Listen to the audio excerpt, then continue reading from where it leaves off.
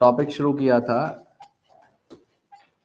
Generation and conduction of nerve impulse.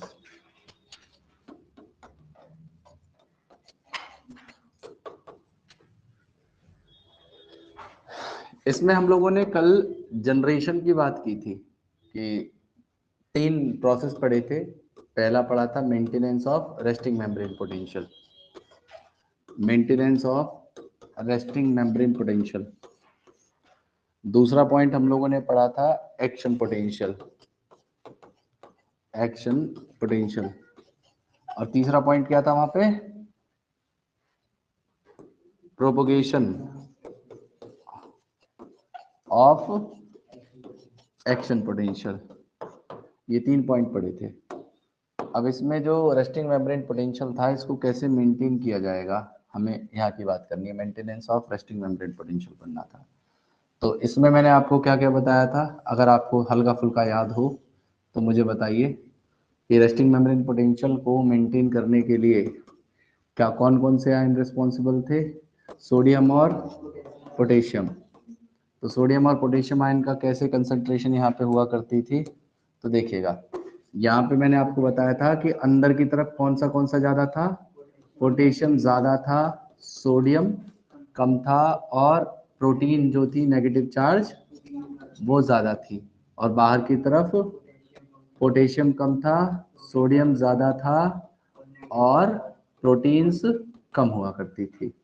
और यहाँ पे जो आयन चैनल्स लगे हुए थे, ये 3 चीज़ों के लिए थे, सोडियम, पोटेशियम और प्रोटीन।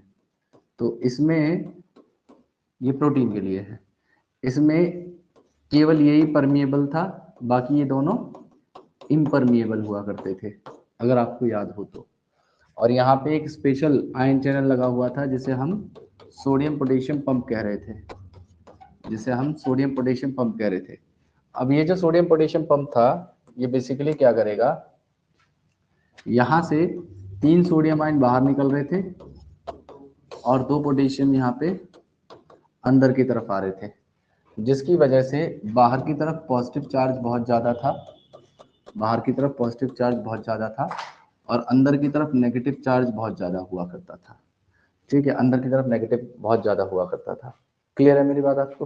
बाहर पॉजिटिव था, अंदर की तरफ नेगेटिव था। फिर मैंने आपको एक बात बताई थी कि एक स्टिमुलाई आया था, और स्टिमुलाई आने की वजह से यहाँ पे क्या हुआ था, इस मेम्ब्रेन के अंदर बहुत सारे सोडियम आयन का इन्फ्लक्स हुआ था, बहुत सारे सोडियम आयन का इन्फ्लक्स हुआ था। और जब सोडियम आयन का इन्फ्लक्स हुआ तो अंदर की तरफ पॉजिटिव चार्ज यहाँ पे आ गया था, इस जगह पे पॉइंट पे पॉजिटिव चार्ज आ गया था, इस पॉइंट को मैंने ए कह दिया। अब सोडियम आयन के अंदर आने की वजह से मेम्ब्रेन की जो मेम्ब्रेन पोटेंशियल था वो चेंज हो गया, और यहाँ पे अंदर की तरफ कंपैरेटिवली पॉजिटिव चार्ज और बाहर की तरफ जो है नेगेटिव चार्ज ज़्यादा हो गया था। अब ये किस तरीके से प्रोपोगेट हो रहा था, इस पॉइंट ए से इस पॉइंट बी की तरफ जब ये पॉजिटिव चार्ज शिफ्ट होता चला जाएगा तो पीछे का चार्ज नेगेटिव होता जाएगा, और बी से पॉइंट ए पे पॉजिटिव चार्ज शिफ्ट होता हुआ चला आ रहा था। यही सारी बातें की थी। तो हमें आज की बात जो करनी है वो बात करनी है कि किस तरीके से प्रोपोगेशन होता है। मतलब देखो, हालांकि कल बता दिया गया था कि ये चार्ज बाहर की तरफ ऐसे चलता हुआ चला जाएगा और इस तरफ से पॉजिटिव चार्ज इस तरफ होता हुआ चला जाएगा, ये कल बता दिया गया है। अब इसमें क्या है, जो कंडक्शन है या प्रोपोगेशन है एक्शन पोटेंशियल का, वो माइलिनेटेड और नॉन माइलिनेटेड जो एक्सॉन्स होती हैं उन पे अलग अलग तरीके से होता है। कैसे होगा तो ध्यान से समझिएगा। देखिए, यहाँ पे अगर मैं बात करूं कंडक्शन की या प्रोपोगेशन की ऑफ एक्शन पोटेंशियल, तो ये 2 तरीके से होगा। अगर यहाँ पे माइलिनेटेड एक्सॉन है तो अलग मैकेनिज्म होगा, और अगर नॉन माइलिनेटेड एक्सॉन है तो ये अलग तरीके से होगा। कैसे? देखिए, माइलिनेटेड एक्सॉन है तो आप एक बात जानते हो कि इसके ऊपर माइलिन शीथ प्रेजेंट है, और जहां जहां वो माइलिन शीथ एब्सेंट होती है उस जगह को हम लोग नोड ऑफ रेनवियर कहते हैं। That point is known as node of Ranvier. तो यहाँ पे क्या होगा, यहाँ पे बेसिकली जो ये माइलिन शीथ है, ये माइलिन शीथ आयंस के लिए इम्परमिएबल होती है, मतलब इसके थ्रू कोई भी आयन पास नहीं हो सकता। तो इस कारण से जिस पॉइंट पे एक्शन पोटेंशियल बनेगा, मतलब नर्व इंपल्स बनेगी, उस पॉइंट को हम लोग एक्सॉन हिलॉक कहते हैं। उस पॉइंट को एक्सॉन हिलॉक बोला जाता है। तो इस एक्सॉन हिलॉक वाले पार्ट पे एक्शन पोटेंशियल बना, और वो एक्शन पोटेंशियल क्या करता है, वो इस जंपिंग मैनर में वो यहां से एक नोड ऑफ रेनियर से दूसरे नोड ऑफ रेनियर में पास होता चला जाता है। यहाँ पे जैसे अंदर की तरफ पॉजिटिव चार्ज जा रहा था, पीछे की तरफ नेगेटिव हो जा रहा था, इस तरीके से प्रोपोगेट ना होके माइलिनेटेड एक्सॉन के ऊपर जंपिंग मैनर में नर्व इंपल्स का ट्रांसमिशन होता चला जाएगा। और लेकिन अगर नॉन माइलिनेटेड एक्सॉन है तो यहाँ पे वही काम होगा जो हम लोगों ने अभी थोड़ी देर पहले पढ़ा। यहाँ पे क्या होगा, सपोज करो यहाँ पे एक्शन पोटेंशियल इस पॉइंट पे जनरेट हुआ था और आगे की तरफ नेगेटिव है, इस पॉइंट पे एक्शन पोटेंशियल जनरेट हुआ और आगे की तरफ नेगेटिव है। तो आगे क्या होगा, ये जो चार्ज है ये आगे की तरफ शिफ्ट हो जाएगा। तो अभी ये जो एरिया है ये पोलराइज्ड है और ये वाला जो एरिया है ये डीपोलराइज्ड है। ठीक है, इस बात को याद रखना। तो जब ये आगे की तरफ पॉजिटिव चार्ज चला जाएगा और पीछे की तरफ जब ये नेगेटिव हो जाएगा, तो ये जो पोलराइज्ड एरिया हुआ करता था ये डीपोलराइज्ड हो जाएगा, और जो कभी डीपोलराइज्ड एरिया हुआ करता था वो रीपोलराइज होके पोलराइज्ड स्टेट पे आ जाएगा। आई मेरी बात समझ में? नहीं आई? मैंने कहा कि ये जहां पे एक्शन पोटेंशियल बना है ये डीपोलराइजेशन वाली स्टेट है, और जहां पे पोलराइज स्टेट है वो रेस्टिंग मेम्ब्रेन पोटेंशियल वाली स्टेट है। ये क्लियर है आपको? अब क्या हुआ कि जब ये इसके ऊपर माइलिन शीट तो है नहीं, तो यहाँ पे आयंस का फ्री मूवमेंट आसानी से हो सकता है, जिस वजह से ये जो पॉजिटिव चार्ज था ये आगे की तरफ शिफ्ट हुआ और पीछे की तरफ नेगेटिव चार्ज आ गया। पहले पॉजिटिव पीछे था, नेगेटिव आगे था, तो जिस जगह पे ये नेगेटिव चार्ज था वो पोलराइज स्टेट, जहां पे पॉजिटिव चार्ज था वो डीपोलराइज स्टेट। अब क्या हुआ है, यहाँ पे जहां पे पहले डीपोलराइजेशन था वहां पे रीपोलराइजेशन हुआ और वापस पोलराइज स्टेट आ गई, मतलब normal resting membrane potential achieve कर लिया उसने। और जिस जगह पे कभी पोलराइज स्टेट हुआ करती थी वहां पे पॉजिटिव चार्ज आने की वजह से डीपोलराइजेशन हो गया। अब इसी सीक्वेंस में ये आगे की तरफ अंदर की तरफ प्रोपोगेट होती हुई चली जाएगी। तो नॉन माइलिनेटेड एक्सॉन के अंदर जो नर्व इंपल्स का ट्रांसमिशन होता है या प्रोपोगेशन होता है वो अलोंग द एक्सॉन मेम्ब्रेन होगा। ठीक है जी। अब अगला हमारा यहाँ पे जो टॉपिक है उस टॉपिक का नाम है साइनेप्स। अगला टॉपिक है हमारा साइनेप्स। क्या होगा साइनेप्स उसे भी समझिएगा। देखिए यहाँ पे एक पहली न्यूरॉन है और ये न्यूरॉन का नर्व एंडिंग है, और यहाँ पे ये दूसरी न्यूरॉन है और इसकी ये जो डेंड्राइट्स हैं वो डेंड्राइट्स यहाँ पे इस तरीके से प्रेजेंट है। तो होता क्या है, इस पहली जो न्यूरॉन है उसका एक्सॉन टर्मिनल और ये जो सेकंड न्यूरॉन है इसका डेंड्राइट, जिस जगह पे पहली न्यूरॉन का एक्सॉन टर्मिनल हो और दूसरी न्यूरॉन का डेंड्राइट वाला पार्ट हो, उस जंक्शन को हम साइनेप्स कहेंगे। ठीक है, तो वो जंक्शन जो पहली न्यूरॉन के एक्सॉन टर्मिनल पे होगा और दूसरी न्यूरॉन के डेंड्राइट वाले पार्ट में होगा, उस जगह को क्या कहा जाएगा, साइनेप्स कह दिया जाएगा। क्लियर है मेरी बात आपको? अब इस साइनेप्स के अंदर क्या होता है बेटा, यहाँ पे एक फ्लूइड फिल्ड कैविटी प्रेजेंट होती है और इस फ्लूइड फिल्ड कैविटी को हम लोग साइनेप्टिक क्लेफ्ट कहते हैं। इस फ्लूइड फिल्ड कैविटी को हम साइनेप्टिक क्लेफ्ट नाम देते हैं। मेरी बात क्लियर है आपको सभी को? तो अब ये जो साइनेप्सेस होते हैं इनका काम क्या है, तो देखो साइनेप्स का काम है किसी भी नर्व इंपल्स को एक न्यूरॉन से दूसरी न्यूरॉन के अंदर पहुंचाना। ठीक है, यहाँ पे अभी तक जो हमने बात करी थी वो थी अलोंग अ सिंगल न्यूरॉन किस तरीके से प्रोपोगेट हो रहा है, लेकिन ऐसा तो नहीं है कि पूरी की पूरी एक न्यूरॉन ही आपकी पूरी बॉडी के अंदर स्प्रेड हो रखी है। आपकी बॉडी के अंदर तो पूरा नेटवर्क है न्यूरॉन्स का। अब एक न्यूरॉन तो अकेले प्रोपोगेट करा नहीं पाएगी, तो उसको दूसरी न्यूरॉन के साथ जुड़ना ही पड़ेगा। तो यहाँ से जो नर्व इम्पल्स आई थी वो नर्व इम्पल्स दूसरी न्यूरॉन में भेजाएगी, दूसरे न्यूरॉन से तीसरी न्यूरॉन में भेजाएगी, और इसी तरीके से वो नर्व इम्पल्स का ट्रांसमिशन होता चला जाएगा। मेरी बात आपको सभी को क्लियर है? तो यहाँ पे दो तरीके से साइनेप्स बन सकते हैं। मतलब अगर ये जो नर्व इम्पल्स थी वो या तो इलेक्ट्रिक करंट की या इलेक्ट्रिक इम्पल्स की फॉर्म में ट्रांसमिट हो सकती है, तो जिस जगह इलेक्ट्रिक इम्पल्स की फॉर्म में नर्व इम्पल्स का ट्रांसमिशन होगा उसको हम लोग इलेक्ट्रिकल साइनेप्स कहते हैं, और जहां पे न्यूरोट्रांसमीटर के थ्रू नर्व इम्पल्स का ट्रांसमिशन होता है उसे हम लोग केमिकल साइनेप्स कह देते हैं। तो हमारे जो साइनेप्सेस हैं वो दो तरीके के होंगे, ध्यान से सुनिएगा। सबसे पहला जो साइनेप्स होता है उसे मैं कह रहा हूं दैट इज इलेक्ट्रिकल साइनेप्स, और दूसरा होता है जिसे हम कहते हैं केमिकल साइनेप्स। अब इलेक्ट्रिकल और केमिकल साइनेप्स दोनों में अंतर क्या होता है इस बात को आप समझिएगा। देखिए, इलेक्ट्रिक साइनेप्स का मतलब है कि जैसे ये न्यूरॉन का एंडिंग है या साइनेप्टिक नॉब है, या आप एक तरीके से कह लीजिए साइनेप्टिक बटन कह लीजिए इस चीज को। मतलब जहां जहां पे एक्सॉन टर्मिनल हो रहा है ना, उस जगह पे ये वाली ये जो पार्ट है इसे हम लोग साइनेप्टिक नॉब कहते हैं, और ये जो दूसरा वाला पार्ट है ये डेंड्राइट वाला पार्ट है। तो एक बात बताइए, अगर कोई न्यूरॉन पहले मौजूद है तो उसे मैं प्री कह सकता हूँ, और जो न्यूरॉन बाद में उसे पोस्ट कहा जा सकता है। और अगर इस पहली वाली न्यूरॉन के एक्सॉन टर्मिनल का यहाँ पे इस साइनेप्टिक नॉब की मेम्ब्रेन है तो इसे मैं प्री साइनेप्टिक मेम्ब्रेन कह सकता हूँ, और इस वाली की जो डेंड्राइट वाला पार्ट है इसे मैं पोस्ट साइनेप्टिक मेम्ब्रेन कह सकता हूँ, आसानी से कहा जाएगा। तो यहाँ पे ये जो मैंने बनाया साइनेप्टिक नॉब, ये प्री साइनेप्टिक मेम्ब्रेन यहाँ पे प्रेजेंट है, और इसके जस्ट नीचे की तरफ यहाँ पे क्या होगा, दूसरे वाले पार्ट का डेंड्राइट आता है।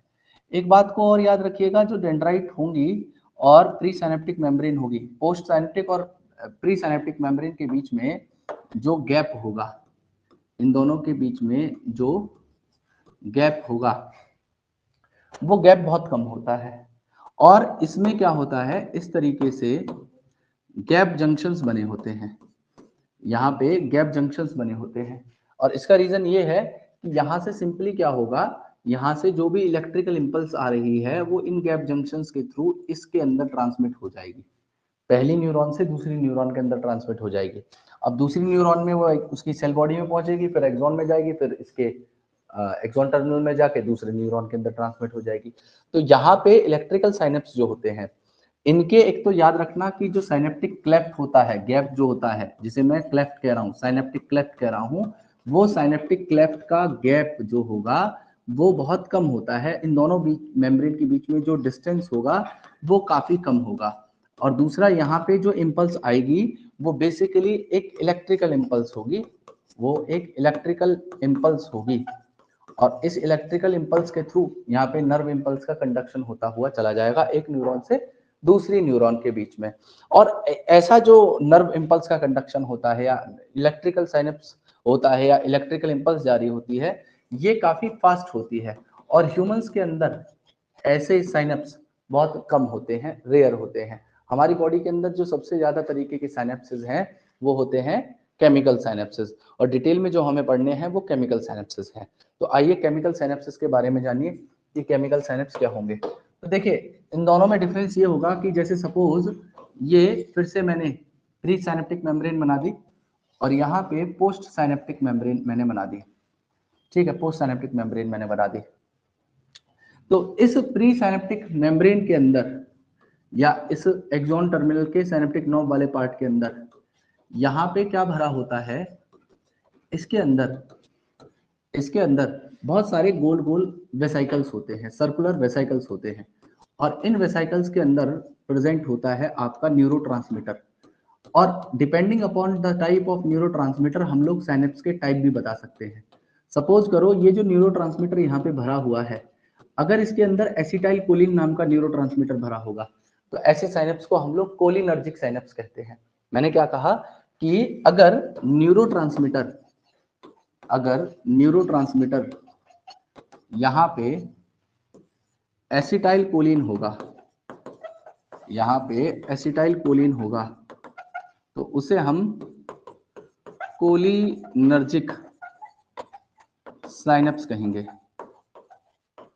और अगर यहाँ पे जो न्यूरोट्रांसमीटर है वो आपका एड्रीनलिन होगा। एड्रीनलिन इकलौता ऐसा मॉलिक्यूल है जो हार्मोन भी है और न्यूरोट्रांसमीटर भी है, इस बात को आप याद रखना। एड्रीनलिन न्यूरोट्रांसमीटर भी है और हार्मोन भी है। तो ये एड्रीनलिन क्या करता है, ये आपका एड्रीनर्जिक साइनेप्स की फॉर्मेशन करवाएगा। ये एड्रीनर्जिक साइनेप्स की फॉर्मेशन करवाएगा। तो ये प्री साइनेप्टिक मेम्ब्रेन है और यहाँ पे पोस्ट साइनेप्टिक ये मेम्ब्रेन हो गई। अब क्या होता है, जब भी किसी नर्व इंपल्स को यहाँ से भेजा जाएगा तो वो नर्व इंपल्स क्या करेगी, इन वेसाइकल्स को इंड्यूस करेगी कि एक वेसाइकल आए और इससे फ्यूज कर जाए, और फ्यूज करने के बाद में ये न्यूरोट्रांसमीटर को इस क्लेफ्ट में रिलीज कर देगी।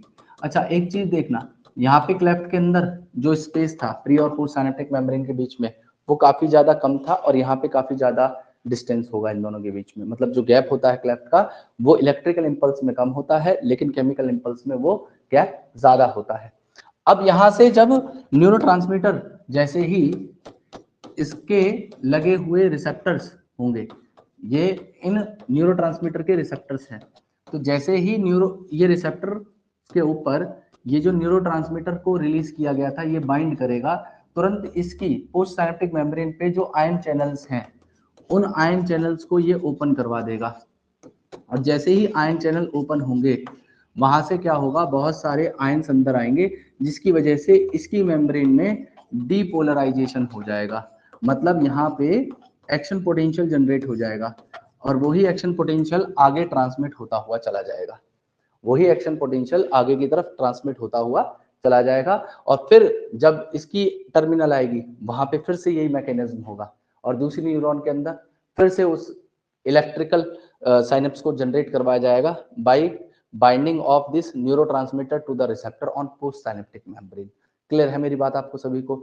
अब इसमें एक चीज और याद रखिएगा कि यहाँ पे जैसे सपोज करो इंपल्स यहाँ पे भेजनी थी, यहाँ से आया, बाइंड करा, आयन चैनल ओपन हुए, डीपोलराइजेशन हुआ, वो एक्शन पोटेंशियल आगे ट्रांसमिट हो गया। तो ये तो तभी हुआ था ना जब स्टिमुलाई आया था, उस कंडीशन में हुआ था। अब ऐसा थोड़ी क्या स्टिमुलाई नहीं है तो ये न्यूरोट्रांसमीटर तो बहुत सारा रिलीज हो गया इसमें, अब वो तो दोबारा बाइंड कर सकता है, दोबारा वहां पे डीपोलराइजेशन करा सकता है। तो ऐसी कंडीशन में यहाँ पे क्या होता है, एक एंजाइम होता है जिसे हम लोग कहते हैं एसिटाइल कोलिनिस्टरेज। ये जो एसिटाइल कोलिनिस्टरेज होता है, ये एसिटाइल कोलिनिस्टरेज क्या करता है, ये जितने भी एसिटाइल कोलिन है इन एसिटाइल कोलिन को यहाँ से डिग्रेड कर देता है, डाइजेस्ट कर देता है, खत्म कर देता है, जिसकी वजह से ये फर्दर उसके ऊपर बाइंड करके दूसरी मेम्ब्रेन में डिपोलराइजेशन नहीं करवा पाएंगे। यहाँ तक की बात मेरी समझ में आई? पक्का क्लियर है सभी को? तो ये जो दो मैंने आपको बातें बताई हैं इसी सिनेप्स की बात हो रही है। तो इसमें लिखा हुआ है साइनेप्स एक फंक्शनल जंक्शन है दो न्यूरॉन के बीच का। दो तरीके के साइनेप्स है, इलेक्ट्रिकल और केमिकल साइनेप्स। इलेक्ट्रिकल साइनेप्स में बताया हुआ है कि यहाँ पे जो मेम्ब्रेन्स होती हैं प्री और पोस्ट साइनेप्टिक न्यूरॉन की, वो एक दूसरे के क्लोज प्रोक्सिमिटी में प्रेजेंट होती है और जो इम्पल्स ट्रांसमिशन है वो सिमिलर होता है जैसे कि नर्व जो एक्सॉन होती है, एक्सॉन में जिस तरीके से रिपोलराइजेशन डिपोलराइजेशन हो रहा था उसी एग्जैक्ट मैनर में यहाँ पे नर्व इम्पल्स का ट्रांसमिशन जैसे मेम्ब्रेन के अंदर होता हुआ आ रहा था, अब वो ट्रांसमिशन इन गैप जंक्शंस के थ्रू दूसरे जो पोस्ट साइनेप्टिक मेम्ब्रेन है उसके अंदर ट्रांसफर कर दिया जाएगा। तो यही बात लिखी हुई है कि जो नर्व इम्पल्स ट्रांसमिशन है वो सिमिलर है उस ट्रांसमिशन के जो एक्सॉन पे होता चला जा रहा था, और यहाँ पे नर्व इम्पल्स ट्रांसमिशन फास्टर होता है केमिकल साइनेप्स के मुकाबले, और इलेक्ट्रिकल साइनेप्सिस बहुत रेयर होते हैं ह्यूमंस में। अगली बात यहाँ पे केमिकल साइनेप्स में बोला हुआ है कि यहाँ पे एक फ्लूइड फिल्ड स्पेस होता है जिसे हम लोग साइनेप्टिक क्लेफ्ट कहते हैं, जो प्री साइनेप्टिक और पोस्ट साइनेप्टिक न्यूरॉन के बीच में होगा। अब ये जो प्री साइनेप्टिक रीजन्स है उस जगह पे आपके कुछ स्वेलिंग्स होती हैं जिन्हें हम लोग साइनेप्टिक नॉब या साइनेप्टिक बटन्स कह देते हैं, और इसके अंदर साइनेप्टिक नॉब के अंदर कुछ साइनेप्टिक वेसिकल्स भरी होती हैं जिसमें न्यूरोट्रांसमीटर होता है, न्यूरोट्रांसमीटर एसिटाइलकोलिन या एड्रेनालिन, और इसके अलावा भी होते हैं, एक होता है बेटा गामा एसिटोब्यूटारिक एसिड, एक होता है एन ग्लाइसिन, एक होता है डोपामीन, बहुत सारी तरीके के न्यूरोट्रांसमीटर है, लेकिन यहाँ पे दो नाम दिए हुए हैं, एक आपका एड्रेनालिन और दूसरा एसिटाइलकोलिन। अब इन्होंने बताया कि जैसे ही इम्पल्स एक्सॉन टर्मिनल पे पहुंची, साइनेप्टिक वेसिकल प्लाज्मा मेम्ब्रेन से फ्यूज हुए, उन्होंने न्यूरोट्रांसमीटर को यहाँ पे रिलीज कर दिया, वो साइनेप्टिक क्लेफ्ट के थ्रू डिफ्यूज होता हुआ पहुंच गया पोस्ट साइनेप्टिक मेम्ब्रेन के ऊपर लगे हुए रिसेप्टर्स के ऊपर, और जैसे ही वो रिसेप्टर्स पे न्यूरोट्रांसमीटर ने बाइंड किया, वहां पे आयन चैनल्स ओपन हो गए, आयन चैनल ओपन होने के कारण वहां पे बहुत सारे आयंस की एंट्री हो गई, जिसकी वजह से दूसरी वाली मेम्ब्रेन में एक्शन पोटेंशियल जनरेट हो गया। और इन्होंने एक बात और बताई है कि ये जो एक्शन पोटेंशियल है ये एक्साइटेटरी हो सकता है, मतलब किसी फंक्शन को कराने के लिए हो सकता है, और ये इनहिबिटरी भी हो सकता है, मतलब किसी फंक्शन को रोकने के लिए भी होगा। यहाँ तक की बात सभी को क्लियर है? पक्का क्लियर है? तो अब आप एक काम करिएगा, मैं इसे डिक्टेट कर रहा हूँ, आप इसे लिखना चालू करेंगे, फिर उसके बाद में आगे की बात की जाएगी। आप सबसे पहले